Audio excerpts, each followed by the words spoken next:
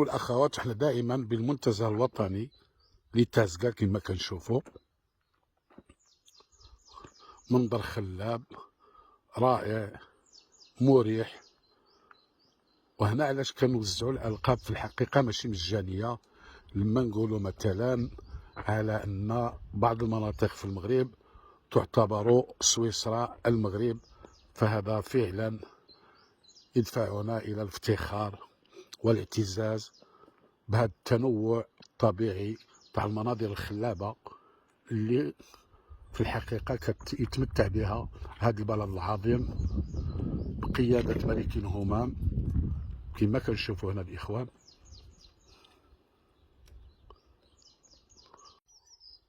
الإخوان والأخوات، وحنا متواجدين بالمنتزه الوطني لتازكا بباب بودير في مرتفع يناهز 1200 متر عن سطح الماء.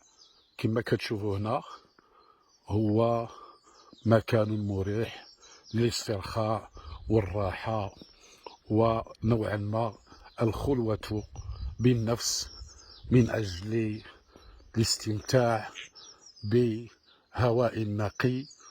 والإخوان والأخوات، منهم من يلقب هذا المنتزه تازكا برئتي مدينة تازا، نظرا لهذا الجو الفسيح وهذا الهواء النقي كيولجوا حتى المرضى اللي عندهم ضيق التنفس ولا الحساسية. دائما هذا المنتجع الوطني لتازكا الإخوان والأخوات هو مكان مريح فسيح، كاين فيه حتى مرأب للسيارات، كاين واحد التنظيم محكم كما كتشوفوا هنا.